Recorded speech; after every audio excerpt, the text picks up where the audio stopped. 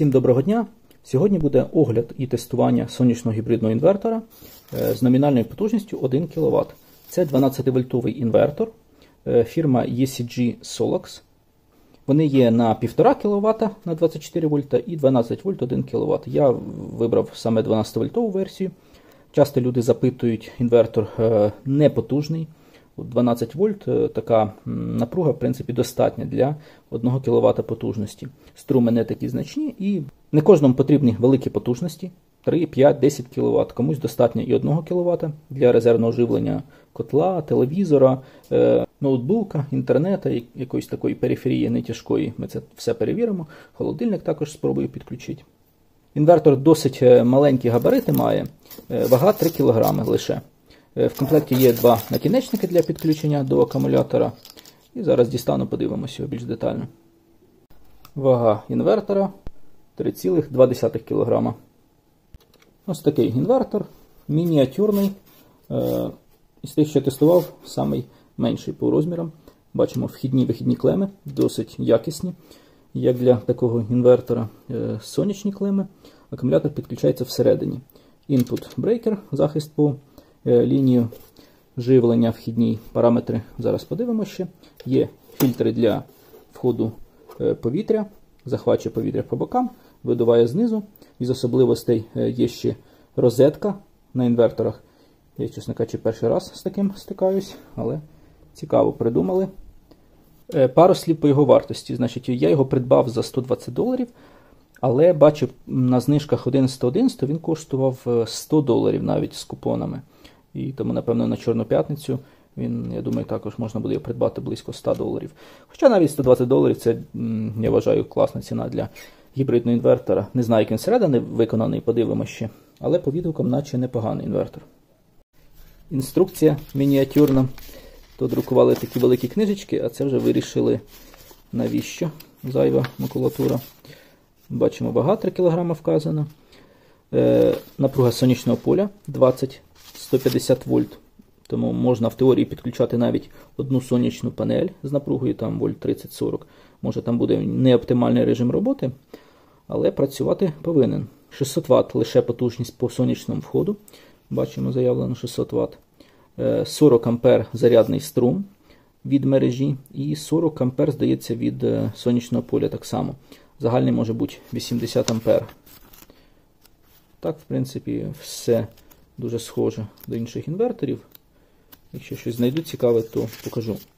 Бачу, є режим SUB, сонце, мережа, батарея. Значить, в теорії має підмішувати із мережі, якщо недостатньо енергії від сонця. Бачимо основні характеристики інвертора. 1000 вольт ампер, 1000 Вт. Напруга батареї 12 вольт. Діапазон від 10,5 до 16 вольт вказаний. Так, напруги мережі.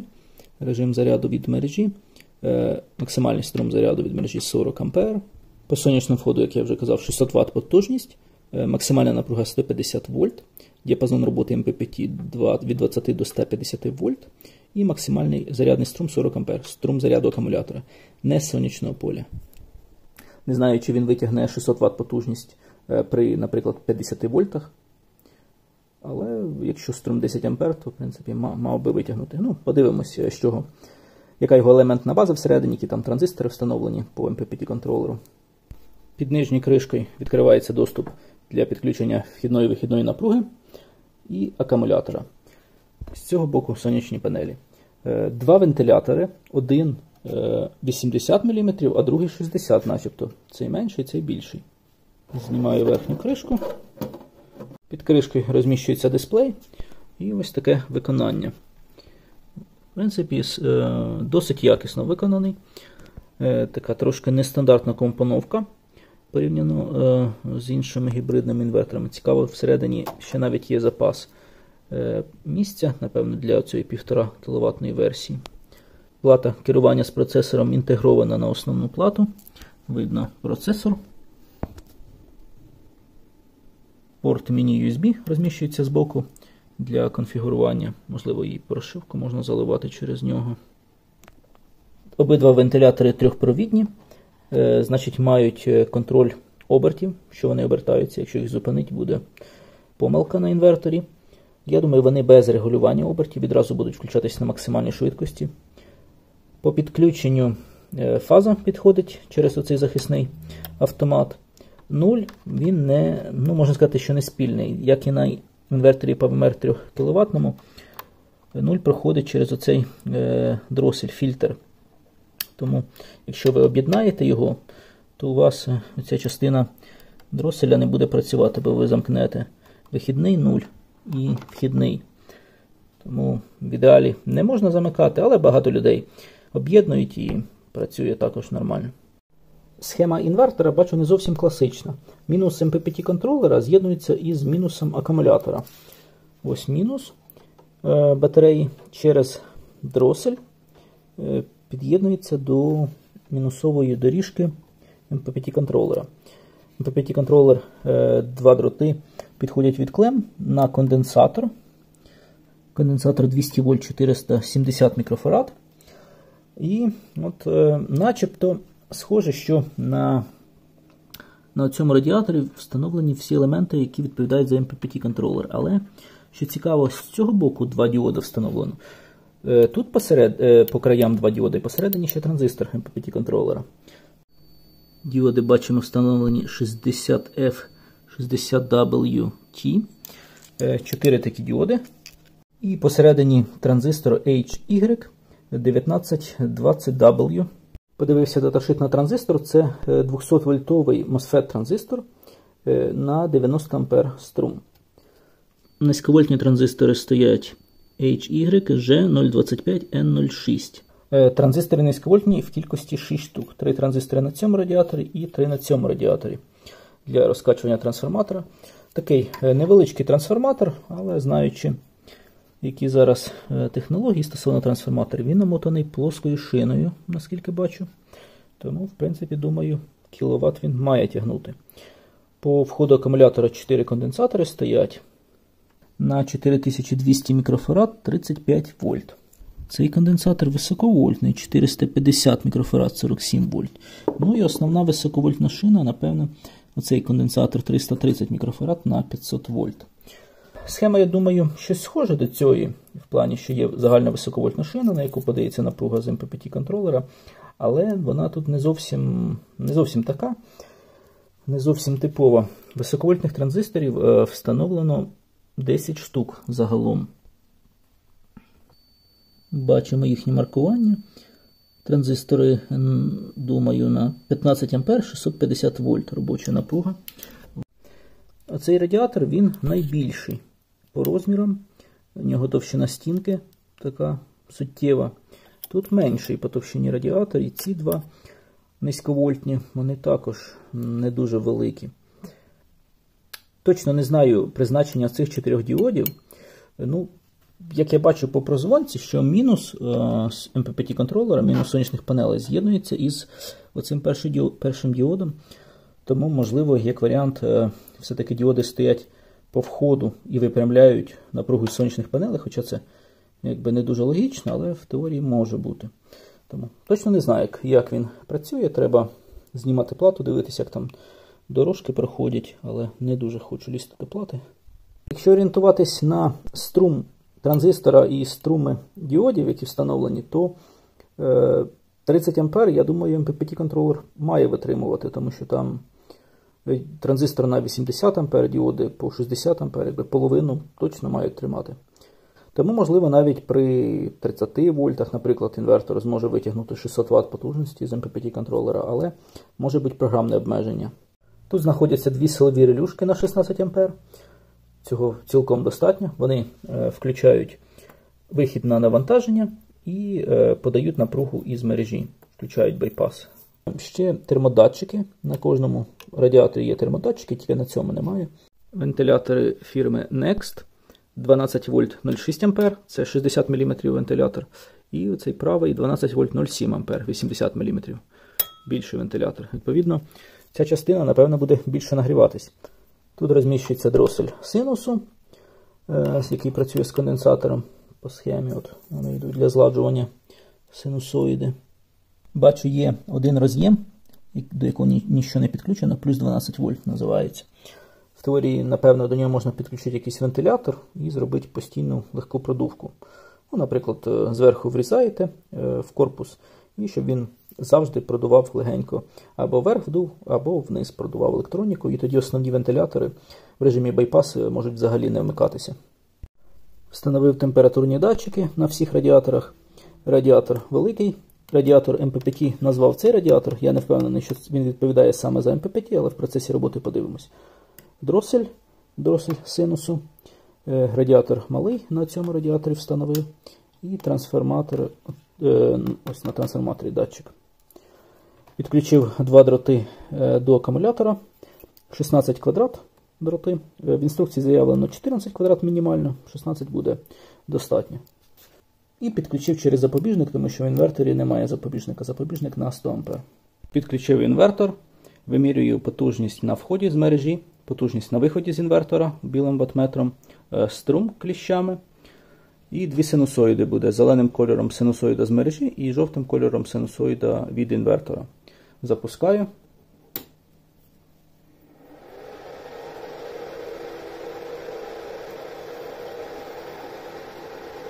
Бачимо струм споживання, коли вентилятори працюють 2,2 А, 2,1.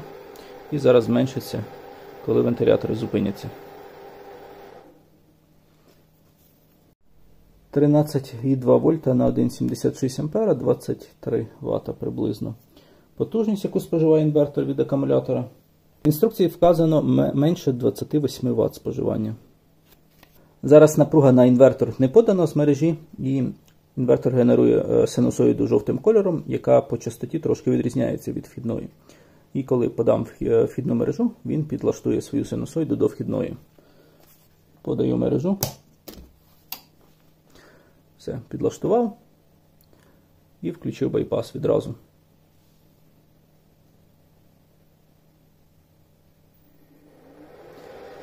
Струм заряду акумулятора виставлений 10 А зараз.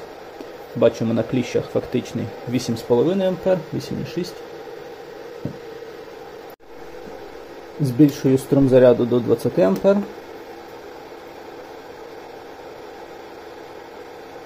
Бачимо на кліщах потроху струм збільшується.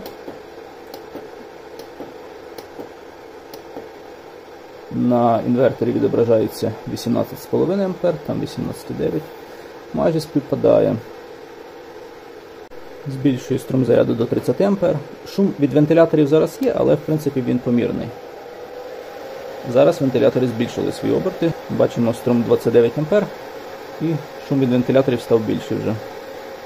На дисплеї інвертора 28,8 А, на кліщах 29,2 А. По температурам поки що все нормально, найбільше 35 градусів дросель. Споживання з мережі, до речі, 450 Вт. Струм 2,2 А, Power Factor 0,9. Збільшую зарядний струм до 40 А.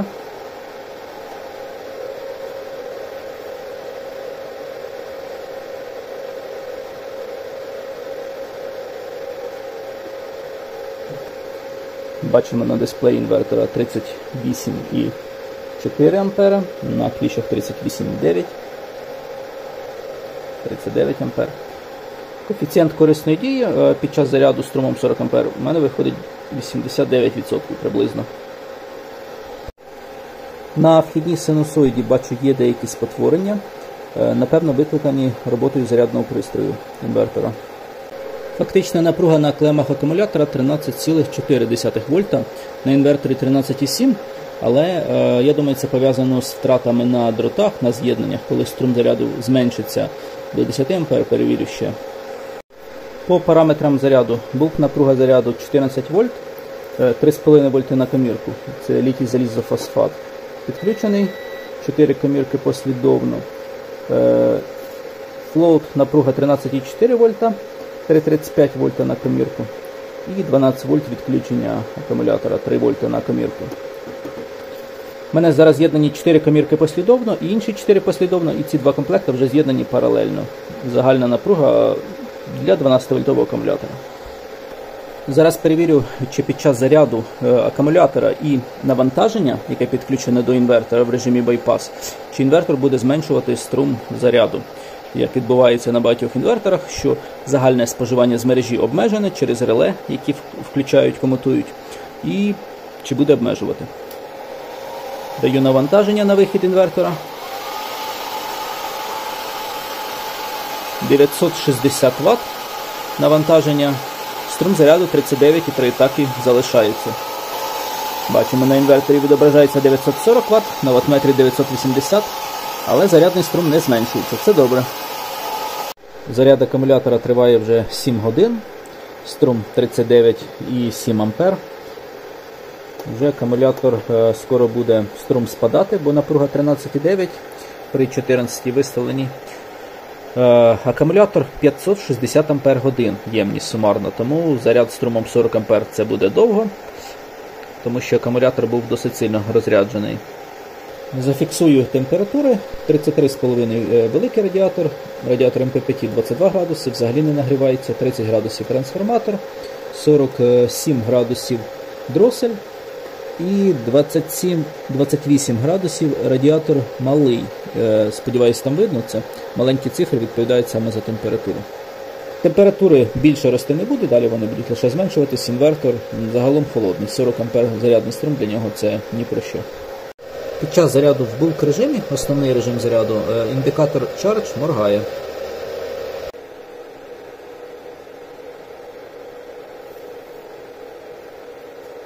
Все, заряд акумулятора завершився.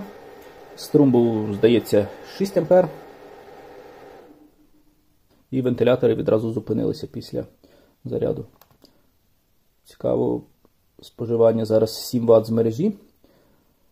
Це пов'язано з тим, що з акумулятора йде споживання, поки не впаде напруга до буферної. Напруга на акумуляторі 13,8 вольт, а буферна, нагадаю, 13,4 я виставив. Фактична напруга на акумуляторі 13,75 вольт, на інверторі так само 13,7 вольт. Відображається досить точно. Якщо по з'єднаннях все добре, то і буде співпадати напруга на інверторі до напруги на акумуляторі. При таких температурах включилися вентилятори. Легка продувка, дросель 60 градусів, малий радіатор 29 градусів і великий радіатор 31 градус. Трансформатор 34 градуси. Ну і напевно трохи продує і відключить. Через хвилину роботи зменшив оберти на вентиляторах і відключив на даний момент взагалі. Зараз акумулятор підзаряджається в буферному режимі. Бачимо, струм пів ампера йде на заряд акумулятора і споживання з мережі 35 Вт інвертора. Я ще перевірю на цьому ваттметрі, можливо буде менше споживання. Споживання струму з мережі 1,07 ампера, паверфактор 0,16. Паверфактор каже нам про те, що споживання струму з мережі йде не постійно, а піками на синусоїді. Тому якби струм бачимо, але не можемо просто струм помножити на напругу, це не буде потужність. Потужність, яка споживається з мережі, от 38 Вт зараз, тому що зарядний струм 0,7 ампера. Почекаю, поки струм впаде до нуля і подивимося споживання. Так, зараз бачимо струм з акумулятора майже 0 ампер і споживання з мережі 33 Вт. Підключив інший ваттметр, бачимо споживання 31 Вт і коли йде до заряду акумулятора 0,1-0,2 ампера. Ну, в принципі, вкладається у 28 Вт заявлених в інструкції. Зараз перевіримо швидкість переходу на акумулятор, режим APL. Відключаю мережу. Ось цей перехід. Втратили приблизно 10 мілісекунд, один півперіод. Може трошки більше. Зараз перевіримо зворотній перехід із акумулятора на мережу.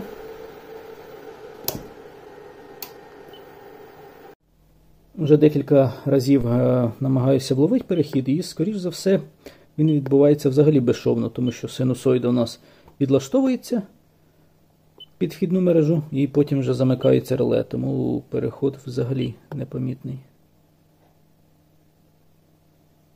Тепер перевіримо в режимі UPS перехід на акумулятор. Ледь вловив, разів 5 відключав. Ось такий перехід в режимі UPS. Я навіть не знаю, в режимі APL начебто має довше відпрацьовувати, але щось схоже вийшло. В інструкції, до речі, вказано 10 мілісекунд і для APL, і для UPS однаково. Але в інших інверторах завжди APL довше переключає, ніж UPS. Тепер перевіримо, як швидко відбувається розсинхронізація синусоїд. Подаю живлення, синусоїди синхронізувалися. І тепер після відключення живлення, наскільки швидко вони розходяться. Відключаю. Синхронізація не втрачається, це режим UPS. Це добре, тому що якщо у нас буде втрачати синхронізація, то при дребезгу контактів, коли синусоїда повертається з мережі, можливо зустрічна напруга, якщо вони розійшлися по часу синусоїди. Тепер режим APL. Подаю живлення. Синхронізувалися, байпас включився. Відключаю. Так само синхронізація продовжується з тої точки, коли відбулося відключення живлення. І далі вже розходяться з часом, це нормальна ситуація. За цей час, коли відбулася розсинхронізація, вхідні реле точно встигнуть відключитись і зустрічна напруга не має виникнути. Перевіримо, при якій мінімальній потужності вмикаються вентилятори. Робота від акумулятора зараз. 150. Близько 300 Вт включилися вентилятори. 140 Вт навантаження, вентилятори не вмикаються. Включив навантаження 500 Вт, 570. При такому навантаженні коефіцієнт корисної дії виходить 89% приблизно. Вентилятори працюють на мінімальних обертах, ледь чутно, більше чутно тепловентилятор, який працює зараз. Навантаження 540 Вт відображається, тут 570, цей ваттметр точніше відображає. Струм з акумулятора 47,5 А, на кліщах 50,5. По синусоїді немає питань, нормально. Нормальна синусоїда без спотворень. Пройшло 15 хвилин, навантаження 570 Вт. Температура не збільшується, тому довше не буду тестувати. Найбільший дросель 41 градус, радіатор малий 31 градус і радіатор великий 37 градусів. Невеликі температури, 500 Вт навантаження без проблем. Збільшую навантаження. 860 Вт. Вентилятори працюють, напевно, на максимальних обертах.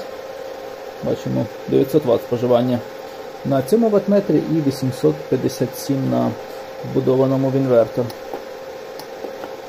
Рівень завантаженості 95%. 76 А на інверторі відображається, 81 А на кліщах. При такому навантаженні коефіцієнт корисної дії виходить 86%. Не дуже багато. Якщо вимірювати струм іншими кліщами, то струм відображається 79 А. Виходить приблизно коефіцієнт корисної дії 90%. От десь в цьому діапазоні знаходиться. Навантаження 900 Вт, пройшло 22 хвилини. Інвертор тримає без проблем, температури невисокі. 45 градусів радіатор великий, 49 градусів дросель. На малому радіаторі 40 градусів, 21, 43 трансформатор. Без проблем. Давайте спробуємо трохи збільшити потужність. 1050 Вт. Секунд 5, по інструкції, здається, 5 секунд має тримати перевантаження від 100 до 150%. Зараз, я думаю, сам має перезапуститись, бо включений автоматичний перезапуск. Так, пройшло 30 секунд і перезавантажився самостійно. Так, зараз спробуємо ще раз перевантаження, але вже більше. Вмикаю. 1500 Вт майже було. Але недовго, секунди 3, напевно. В принципі, цього вистачить, щоб запустити якийсь двигун, якщо невелике перевантаження. Так, давайте ще раз. Даю навантаження 900 Вт, струм 82 А і додаю струм 150 А стає. Ну, десь 3 секунди, напевно, і відключається. По перевантаженню, напевно, все. Зараз спробую ще запуск холодильника. Звичайного, компресорного, не інверторного. У нього пускова потужність в районі 1000 Вт, можливо 1100. Включаю холодильник.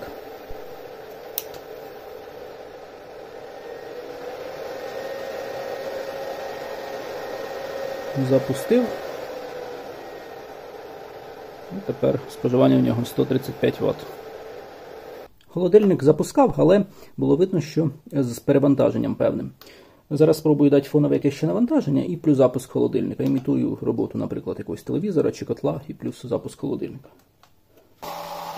Так, бачимо навантаження 150 Вт. Запускаю холодильник. Трошки синусоїда скривилася, але запустив. Зараз споживання 290 Вт. Тестування по навантаженню, напевно, все. Робота котла, інверторного холодильника, якихось лампочок, ноутбука, це все буде без питань працювати. Там немає ні пускових потужностей і загалом потужності невеликі. Зараз буду подавати напругу на сонячний вхід. Від лабораторного блоку живлення додатково ще встановив діод на всяк випадок по входу сонячному. Буде на ньому падіння напруги близько 0,4 вольт. Запускаю блок живлення. 7 вольт відображається на інверторі. Збільшую напругу.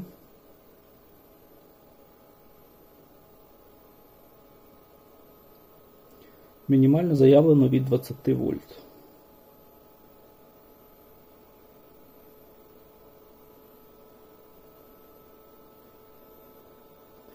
– 20 вольт. Загорілись сонячні панелі.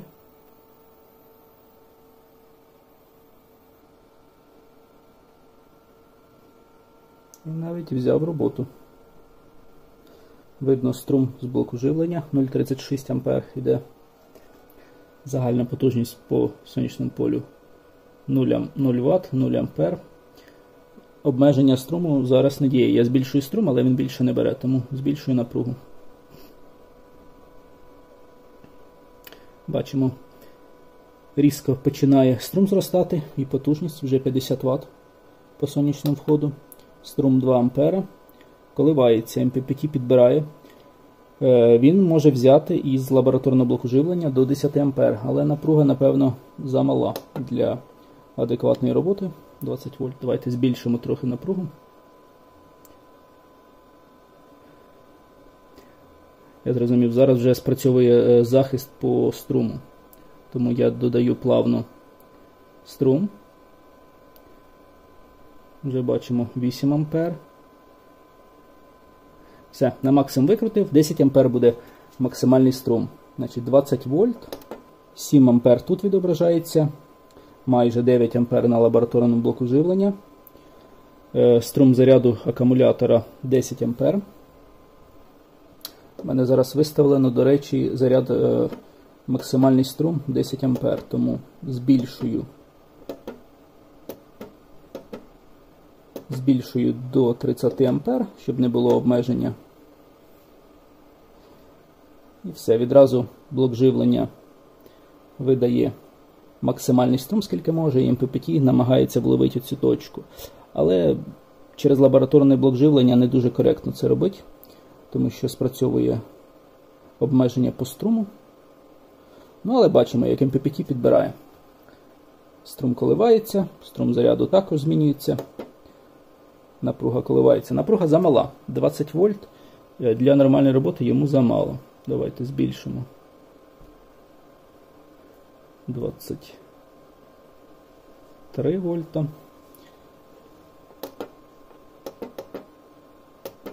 Відповідно, загальна потужність у нас вже 185 Вт йде із сонячного поля. Збільшуємо ще.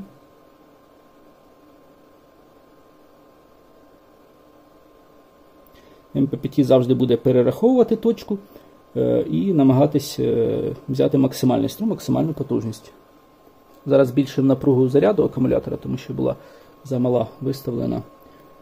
І бачимо, як намагається взяти максимальну потужність. По сонячному входу вже до 10 А доходить струм. Напруга 30 вольт.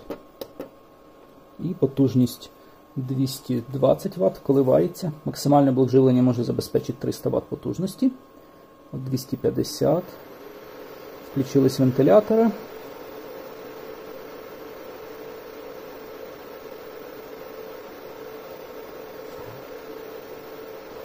Лабораторному блоку живлення не дуже подобається такий режим роботи.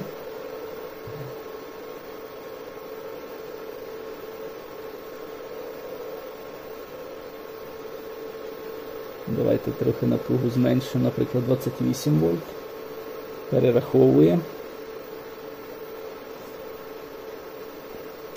Отак працює MPPT контролер, намагається взяти максимальну потужність, яку може витягнути. В даному випадку в районі 200 Вт працює. Давайте збільшимо напругу, повернемо до максимальної. 30 вольт.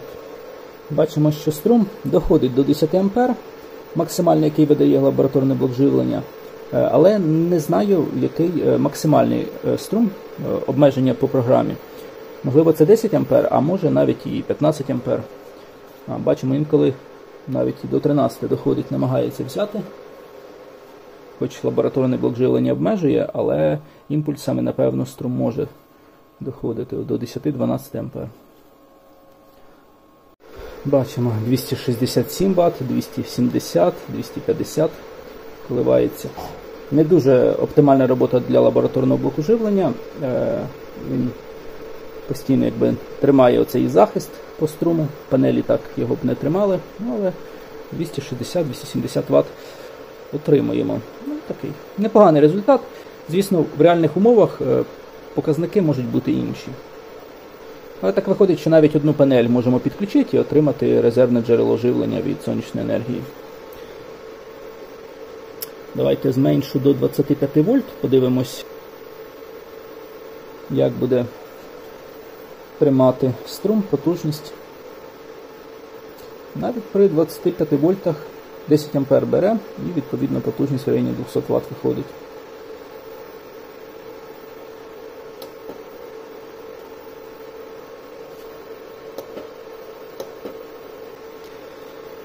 Так, зменшую напругу. Все, панель відключив від роботи. Іде споживання струму з акумулятора для роботи інвертора.